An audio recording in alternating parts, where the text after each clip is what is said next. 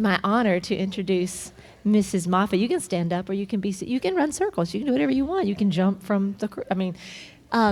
It's my honor to introduce Mrs. Moffitt. When I was a college student at Hyles Anderson, I went to Mrs. Moffitt and I said, "I just want your spirit. I want to be like you." And she met with me, and we had some counseling sessions, very special to me. But through the years, even after I came here and was able to interact with her, one of the things that has just amazed me is her thoughtfulness. She is my mother's favorite speaker because my mother loves to laugh, as we love to laugh, right? It is the medicine of life. And she does that, but she balances her crazy fun attitude and spirit with her thoughtfulness. And everywhere she goes, she is continually thinking of others, which is something that has been very convicting to me in recent years is, am I thoughtful of people? Do they know that I'm thoughtful? And I don't care if they know it, but I just want them to feel loved. And I think that is who she is. She encompasses loving others. Mrs. Moffitt. Don't leave. Okay. Okay. Cecily is a gem. Can you hear me okay? This is my morning voice. And then in the evening, it's real high, but it's always like clogged or something in the morning. So if I clear my throat, forgive me. This is Chicago. I'm from Chicago. Don't we sound like hoods? We sound like hoodlums, we really do. She's so involved and busy, but what you all don't know is her daughter was taken to the hospital yesterday, Susanna. And you know anything how she's doing today? Better. She's better. So I have something for Susanna. Thank you. I want to get this here first. I'll show what it is. We have a big thing about Squishmallows. Stacy, where are you? Stacy. I want to have a special gift for Stacy, so my granddaughters picked out that Squishmallow for you. They love Squishmallows. At the college, I actually had Squishmallow Friday, just to kind of perk them a little bit, get them ready for the weekend. And I said, everyone that brings a Squishmallow to class, it's a Thursday, Friday class at 10 in the morning to 10:50, I said, you get an extra test grade. And you should have seen 25 girls carrying Squishmallows down the hallway, like this, honestly.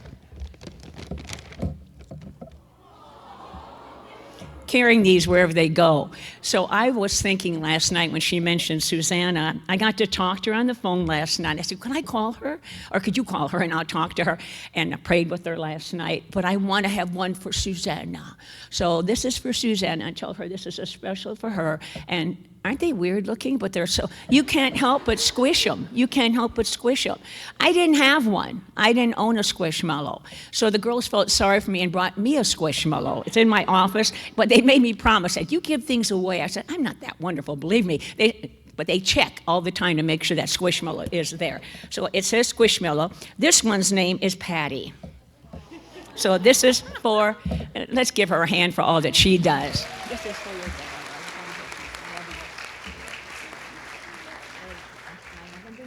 And pray for her to get better. Now, I've got to unload all my goods here.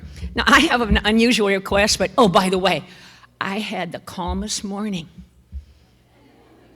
until I wanted to go, is Leanna here? Leanna Millen? She's probably with her sister. This is, where is she? She's probably with the Spanish. Oh, that's her mama.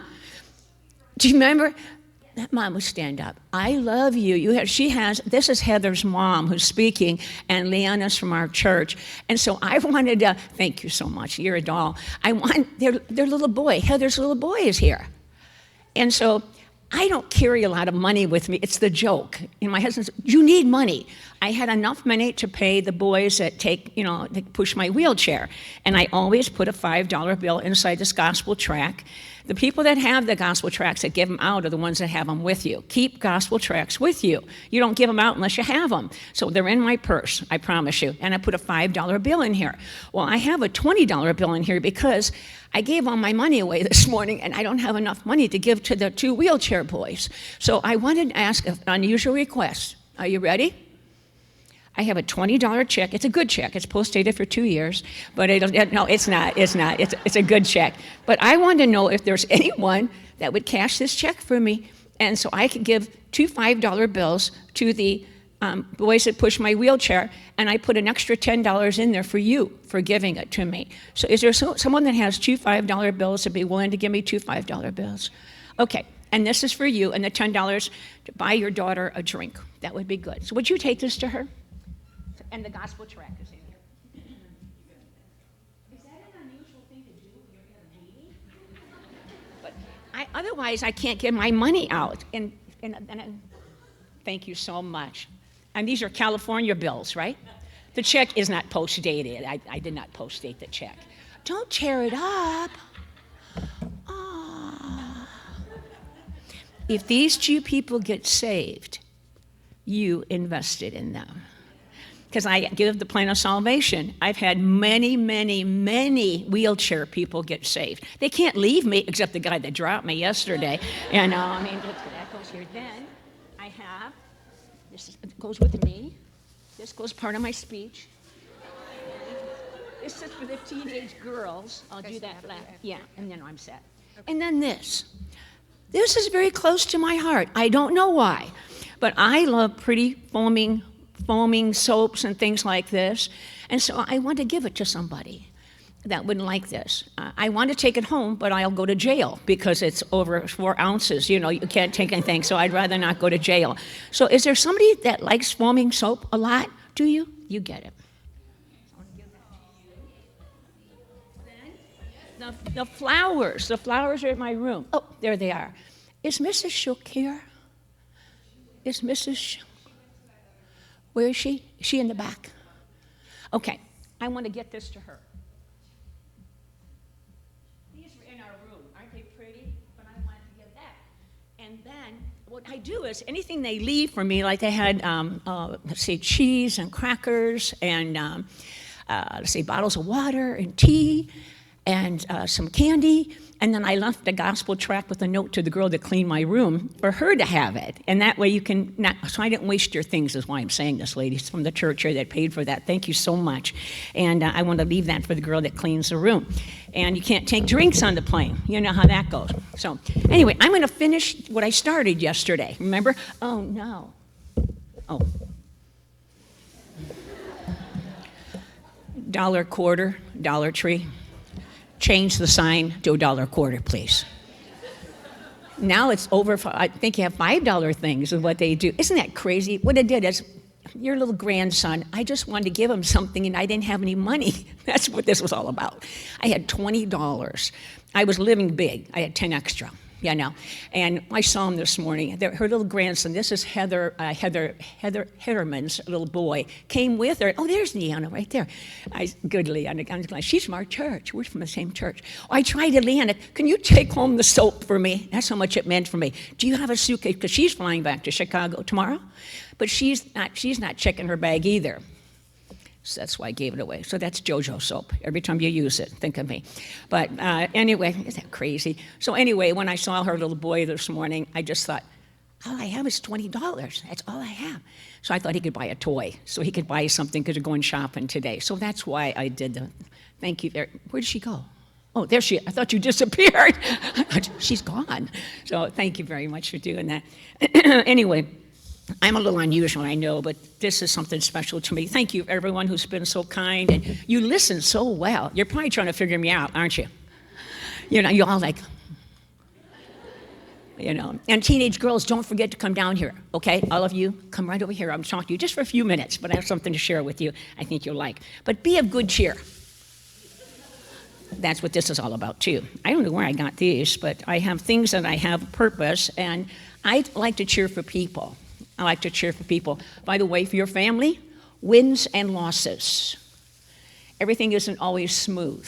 You're going to have heartaches. You're going to have disappointments. Keep on cheering. Keep on cheering. Don't give up on anybody. Don't give up on anybody in your church. Don't give up on your husband. My husband, I know.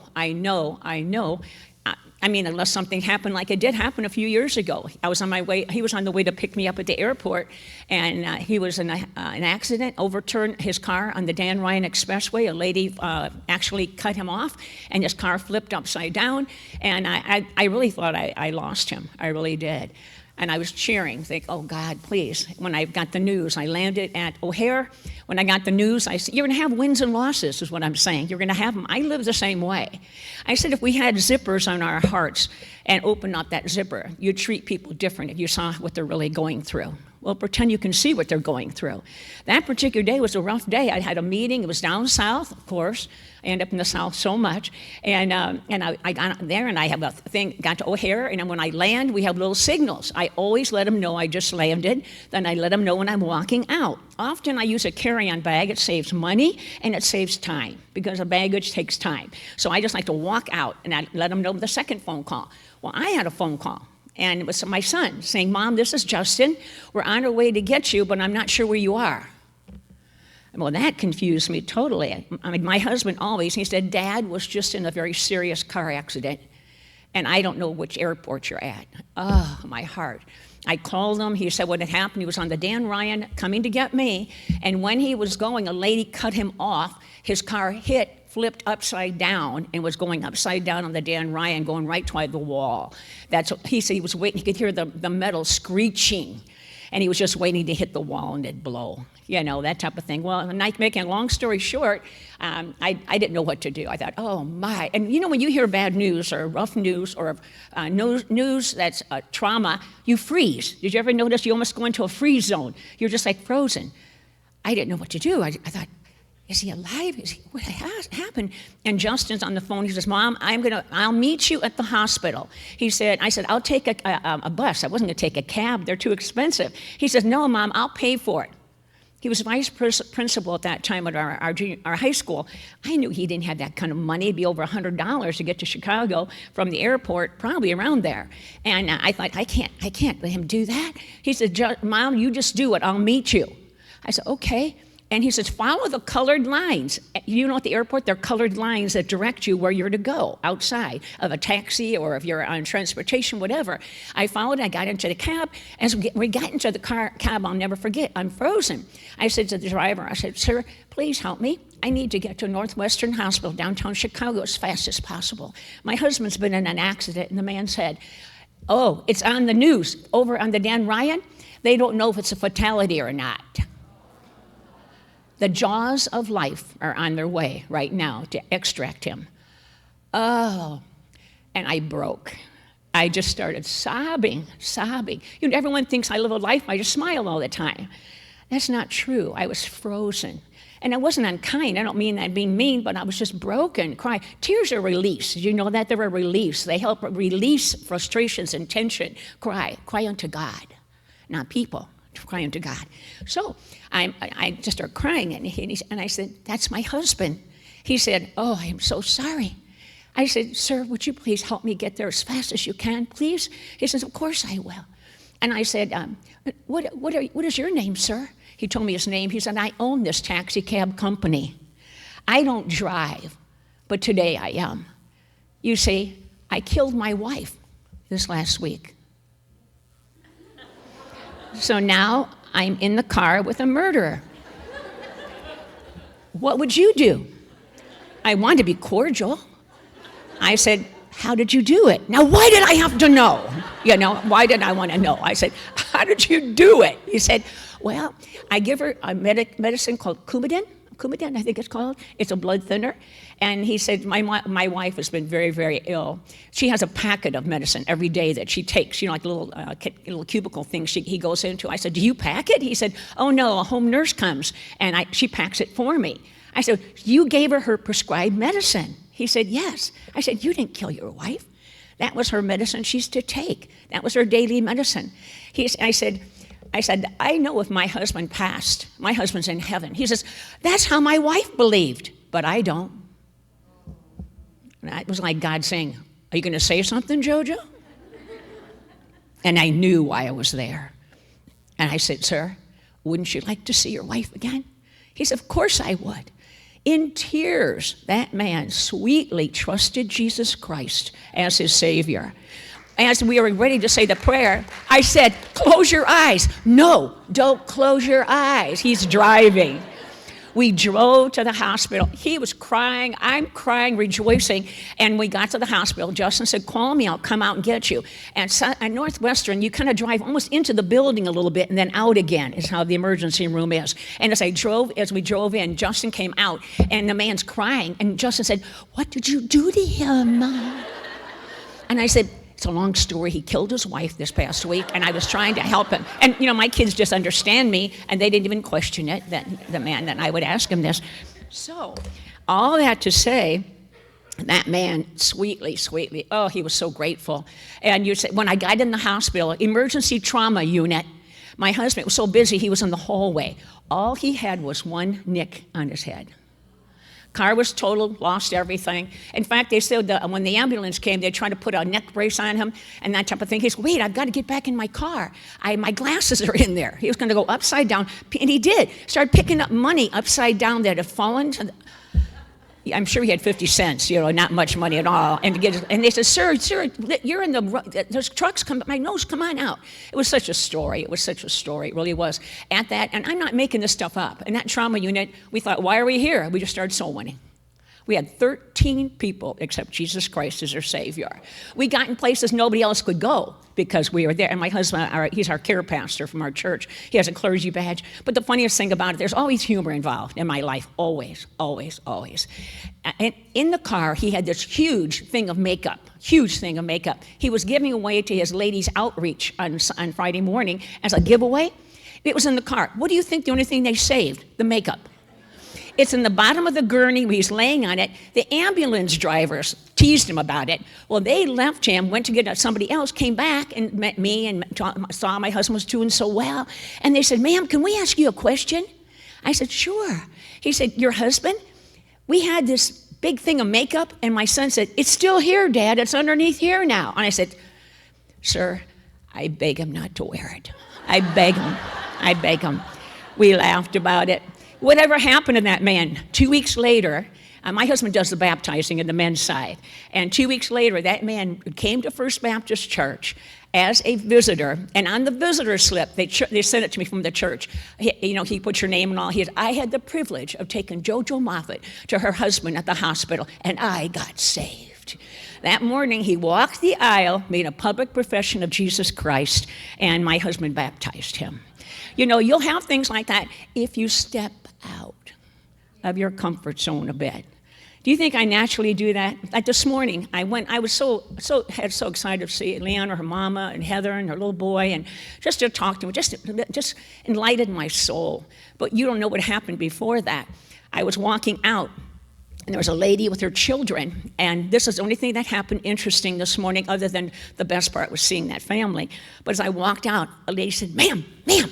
I said, yes, ma'am. She said, you've tucked your skirt into your underclothing. I had tucked my skirt all the way into my underwear, and I'm just walking down the hotel. Things do happen, but be of good cheer. Get excited. I use this so much, but get excited. Get excited. Woo! Fake it till you make it. Do you think I wake up in the morning, Roy, get my shakers, please? Are you kidding me? I talk to my leg. If you move, I go with you. If you stay, I stay. I never push snooze. I'd still be pushing it. I'm just like you. But I choose to cheer. I just wrote down a few things. I won't have a long time, but I plan to use it wisely. Get excited. Things happen that are exciting. Some things are unusual, I know. When we went to Israel, I've been there twice, never paid a penny. We won it in a bus contest. Bus ministry is rough. To be on the same route 52 years, you have to understand, I'm now in the third generation. We reached grandma, we reached her daughter, and now we have the grandkids on our route. Don't quit, but yeah, get involved. Maybe you can't. This age, I can't do like I used to do. Right now, I can't even ride the bus. I have 3 little boys, Prince, Duke, and King, that ride our bus. And they love Mrs. Muffin. They never call me by the right name. Or Mrs. Moppet, And one's on my shoulder, one's on here, and one's on my lap, always. And they said, you know what? You need a new name. We're calling you Queen Moffett, King, Duke, and Prince. I'm now the queen, I want you to know.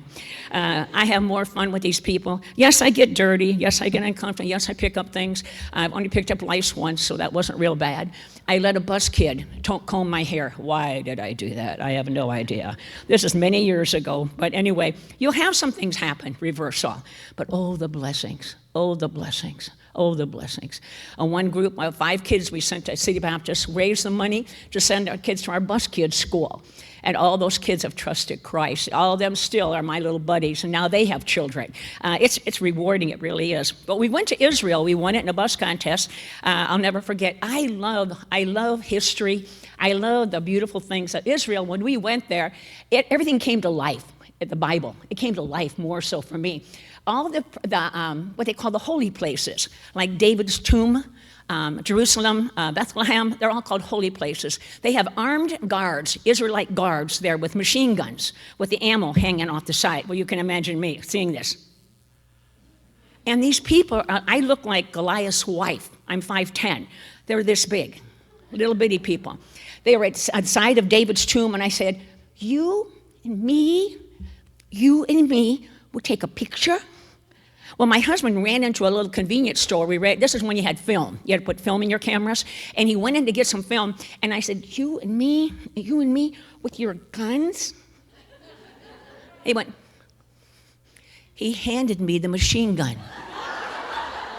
I'm standing in front of David's tomb. I felt so powerful. My husband came out of the convenience store. He goes, JoJo. I said, don't say a word. You're going to be the first to go. Philippians 4:4 says, rejoice in the Lord always. And again, I say rejoice. Excitement means to electrify, to put in motion, to stimulate a keen interest, to awaken the power to excite. And I use this term, and I don't mean it flippantly, but fake it till you make it. You know, I'll be smiling. I feel like I almost should this morning. I couldn't get the water to give much power. I had totally lathered myself, and this little trickle of water came out, and I went, oh. But I'm okay. A little slicky right now, but that's okay. Make it till you make it. Get excited and stay that way on purpose. You're not going to be my personality. I'm not yours. But it's just the idea that we should have the power to excite. Are you saved? Are you going on your way to heaven? Wouldn't you like people to go with you? I want people to go to heaven. It's a big deal to me. And I prayed already this morning, something you could do. Lord, I got this from Brother House. Nothing I'm saying is new. I got it from someone else. But Brother House, you say every morning, dear Lord, put the very people in my path that I might help. If you were here, Lord, who would you help? You're not here. Use me. And I prayed that prayer this morning. You're in my path. You're in my path this morning. I hope I can encourage you a little bit this morning. And the people that I've already prayed the person to be in that seat next to me that I can witness to today. That's exciting. Smile and pass it on. Smile and pass it on. I beg you to do that. Smile. You know why we don't? We think of ourselves. They might see my teeth. Hey, as you get older, my kids and my grandkids in Texas call me Gummy Graham. It's not because I don't have teeth, although that's happening. I had a dentist pull 2 teeth, and then he retired the next week for cataracts that couldn't be fixed. He pulled the wrong teeth. You can't put them back. It's impossible. So I have less teeth than most people. That's okay. I'll just gum it till I die. But I send gummy bears to the kids when they were little in Texas, so I became gummy bear to them. Smile and pass it on. We had a young man who was Down syndrome on our bus route. You may have heard about him, Wilbur Hoover. Wilbur rode our bus for years and years. He rode longer than me, 30, 40 years. But Wilbur was in love with me. Down syndrome. He went up to Brother House one Sunday, and he said, Brother House, I'm getting married. Wilbur, you're getting married. Well, my husband's on the main staff. My husband always goes over at the Jack Collins Memorial Auditorium when we were there. He'd flip a switch. There's a little switch, a light that blinks off and on that gives the choir a signal to go out. That's how they know to go out from both sides. Then the staff goes out. So many seconds later, the staff goes out, which my husband's on the staff. So my husband was away getting the switch ready, and Wilbur came and said, Brother Miles, I need to borrow some money. I'm getting married. He said, you're getting married? Who are you going to marry? He said, I'm going to marry Mrs. Moffitt when Brother Moffitt dies. Well, I was like, well, this is, and he got tickled at that. He said, does Brother Moffitt know? No, sir. No, it's a secret. So that morning, Brother House came out when always the choir starts. Before when Brother House, the choir starts right away. No one talks. Then Brother House comes out. When that morning, Brother House went to the podium and the microphone, he says, folks, and Roy's now on the platform in his seat, the second seat here. And he said, folks, I've heard everything. You all know Wilbur? Everyone knows Wilbur. He's very friendly. And he said, Wilbur's getting married. But guess who he's marrying? Your wife, Brother Moffitt, after you die. And he said, if it's between Wilbur and Brother Moffitt, I'm for Wilbur. Everyone claps, you know. When he was on his deathbed at the hospital around the corner from our house, my husband, I had a surgery again, and my husband pushed me into that intensive care unit where he was totally just laying there. His mom, Mrs. Hoover, they all call me, it's a joke, but it's that I'm going to be the daughter-in-law. My son one day was at the table eating, and Justin, he's now 41, but at the time he was real little, and he just starts crying at the table. I said, Justin, what's wrong, buddy? He said, is it true that Wilbur's going to be my dad someday when Dad dies? Because Brother Hal's mentioned it so much. Wilbur on the bus had my kids call him Dad, Dad. And Justin always said it with a non-enthusiastic voice, hi, Dad, hi, Dad. Hi, Dad, you know. Well, he's laying there near death. The whole family's there that know us well. Roy pushed me in, and Mrs. Hoover said her arm was under Wilbur's head, and she said, Wilbur, guess who's here? Mrs. Moffitt. It was like Lazarus. He sits up, I kid you not. He was like in a coma. He looks at me, and he always had special names for me. Hello, hot lips, sweet lips. Sweet lips. Hi, Wilbur. And he smiles and lays back down, and he died the next day. Isn't that amazing? We led Wilbur to Christ. We led his dad to Christ. We led his grandmother to Christ. And to this day, we still keep contact. He's gone to heaven now. And at his funeral, they had me to tell the whole family, to tell the story of Wilbur. And then my husband gave the plan of salvation. We had many people saved. My husband's doing a funeral today for the little girl that was shot 8 times. And I know the mom's in our Sunday school class. We have areas of Chicago that are pretty rough. And didn't have enough money for the funeral. Somehow, Roy raised $3,400 yesterday. I have not even looked at our checkbook. First of all, we don't have that much in our checkbook. I may be going to jail when I get home. I don't know, you know. But we live a life that's so much fun. You say, I'd never live that life. Why? It's a fun life. I can't imagine heaven when we get there. Oh, the people that have gone ahead of me. My mother, I led her to Christ 28 hours before she took her last breath after I prayed for her for over 30 years. My sister, on over 80 of my family members and Catholic friends have now accepted Jesus Christ as their Savior. None of them till 30 years, and then they started getting saved. Oh, it's exciting. Smile, pass it on. I just put some things in the ministry, some things that number one, as I just put here, smile, pass it on. Relive your salvation story. That gives you a lot of joy, it really does. Relive the day you were saved, February 9th, 1966. I know beyond a shadow of a doubt I accepted Jesus Christ as my Savior after being strict Catholic for 19 years, going to Mass every day of my life, going to Catholic school, Sacred Heart School, surrendering to be a nun. When I was in 8th grade, I wanted to be a nun. Not just a nun. I wanted to be a cloister. They don't talk. They pray all the time. I thought it was a worthy profession. I went home and told my dad, he goes, you never shut up. Why don't you be a teacher? I pray I'm a teacher. You want to have joy in the ministry. I have so many stories here of things that have happened, but just make your life a ministry. Make your life. Have tracts. Give out tracts. Witness to everyone you can. Pray for people to be in your path, just like I said. And then it's kind of hard to walk past them, isn't it? When you prayed for them.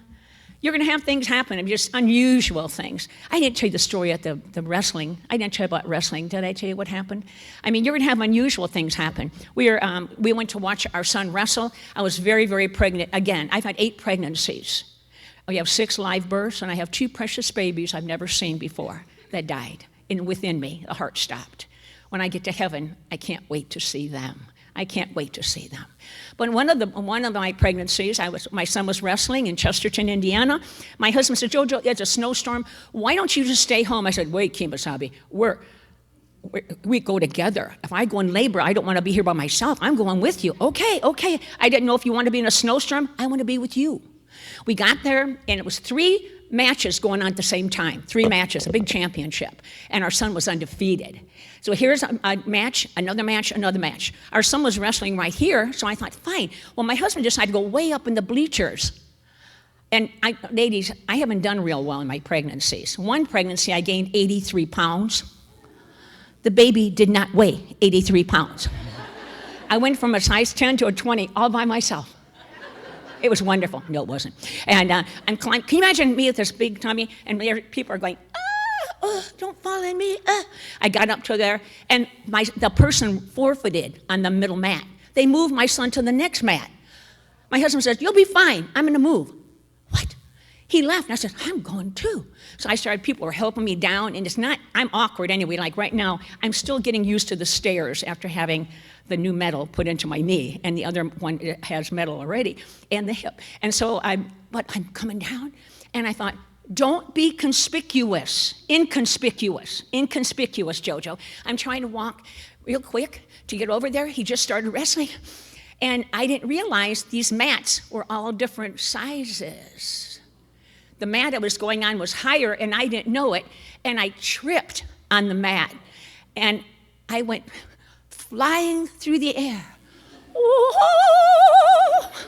And all I remember is, oh no, I'm pregnant. And this man went, this man turned around. I remember him very vividly.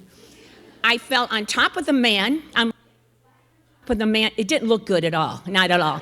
I'm laying flat on the man. His wife turns around and goes, ah! My son won. It was like I planned it, like a secret weapon. Things will happen. Make a ministry wherever you go. Be a head cheerleader in encouragement. Try to encourage everybody you see. Provoke people, promote and provoke them to serve God and to serve Him with all their heart. I just started jotting in a few things. Philippians 2:3, and I'm staying on course. Let nothing be done through strife or vainglory, but in lowliness of mind, let each esteem other better than themselves. I love that. I just jotted down a few things. You won't be able to write them down, but you can listen. These are some things you can encourage others. Compliment someone. Bake cookies. Share them. Make a phone call. Make it short. Make it sweet. Make someone laugh, like the day I got stuck in the mammogram machine. That was not good at all. Not at all. But I did get out, and I'm here today. Be sure and be thankful, and tell people. Make a care package for someone. Make a birthday gift instead of buying one. Help someone finish a task. Give your family a hug daily for no reason, just hug them. I have a son that's turning 56 years old next week, a week from now, and that's our son that's handicapped, Roy Jr. If you met him, you'd think you were handicapped. He's had 35 surgeries. They've had to break the jaws. He couldn't even close his mouth, just malformed. He was born with enlarged kidney, liver, spleen, heart. The doctor told me at birth, day 1, your son is educable slow. He's retarded, is what he said. And your son will be placed in a home someday. He'll never live to his 12th birthday. That doctor's dead. He's gone. But my son is still very much alive. And the biggest deal of his life is his birthday. Hey, Mama, I don't want to conflict with anything you're doing, but could I have a birthday party? I said, absolutely, Roy. You'd have to understand why kids would make fun of him. They'd tease him. They'd make fun of the way he walked because he's crippled. His tongue would hang out. When he had that surgery, I believe this is where I'm supposed to go and finish. I'm not to give any more in this, but I'll never forget when he had his last surgery, the big surgery, when they had to break the jaws and remount the whole face, cut the size of the tongue. It was unbelievable. He'd be put on a respirator. We knew what he was facing just to get him to appear normal because he was malformed. We'll never know what Roy really looks like to heaven. But I'll never forget that surgery. When we went down to Children's Memorial Hospital, my father-in-law, my mother were there, my husband and myself, and Roy's spirit, you'd have to understand how upbeat, how caring, how loving he is when everyone makes fun of him. He loves everybody. They made fun of him, but in high school, they gave him the Outstanding Overcomer of the Year award, and everyone stood and gave him a standing ovation. And Brother Howells gave him a $500 check and says, Roy, I'm going to take you wherever you want to go. I'm buying you a new suit of clothes, and I'm going to take you wherever you want to go. I'm coming to the house to get you. Where do you want to go? He said, Burger King. Because Brother Howells liked Burger King. That day when he had surgery, though, I remember it vividly. I remember he smiles all the time. His ministry, he's so crippled. He's on full disability. He's so crippled, but smiley all the time. I'll never forget that day as we were getting ready to go. When you step on that mat, those doors open up and they go through. And we knew there was a chance of life and death. We knew what we were facing. And he looked at me, he said, "You're not going to cry, are you, Mama?" I said, "Oh, no." Brother Howell said, "JoJo, remember, everybody in that waiting room is going through just what you're going through. How are you going to treat it?" We bought donuts. We served the people. We just witnessed. In the afternoon when it got too busy, no, not too busy, it was still busy, and the girl that answered the phone, the volunteer, left. I just thought, I'll become the volunteer, and I started answering the phone and telling everybody how the person was doing. I don't know. Oh, by the way, when my son left that morning, before he left me, he says, "Mama, I love you. Mama, thanks for serving me and never making me feel like a burden. Thanks for always being happy when you see me, Mama. Thank you so much. Mama, I love you. If I don't see you here, I'll see you there." That was Roy. When he was in surgery for hours, they came and said, "He's hemorrhaging. We can't control it." Then they went and got him under control. Then they came to reach us, and they said, "Your son is not stable." But I said, "Can I see him, please?" They said, "Well, we're not sure. He looked like a monster from breaking the jaws. His face was so swollen and black and blue, and eyes were puffed up. The only thing I recognized were his fingers. And he had a little, like an ET type thing, like a little, I guess it registers his blood pressure or his heart rate or something like that. But oxygen, I think oxygen. And when I got there, I had to take a breath because he looked so malformed. And I went over there and I said, "Roy, it's Mama," trying not to cry. "Roy, it's Mama. I beg you to fight. I beg you to fight, Roy. Please don't quit. Please, I'm begging you not. Don't quit, Roy. We need you. God needs you, Roy. We need your spirit. Roy, please don't quit. Please fight, please fight." And all of a sudden, the nurse said, "His blood pressure's going up." She said something that most people don't say: "Keep talking." And I did. After many minutes, my son was stable. And there's a long story after that. But I'll never forget, as he was on machinery, he couldn't talk, but he's pointing. And I said, "What is it, buddy? What are you trying to tell me?" The little boy next to him was choking. And I said, "Are you wanting me to help that boy?" I guess all I'm saying by being in here, let's go help people. Let's go love people. Let's go encourage people. Let's give and give and give and expect nothing in return. And anything we get is a bonus. You see, you haven't helped someone to your first inconvenienced. But when you love somebody, you don't know you've been inconvenienced. If this is my last time to talk, God bless you, ladies. I love you. If I don't see you here, I'll see you there. And this is why I go out. Walmart. Many stories from Walmart. Many. But I love this. Walmart, I got this in North Carolina. JoJo, right here. Our people make the difference, or do we? I'm here because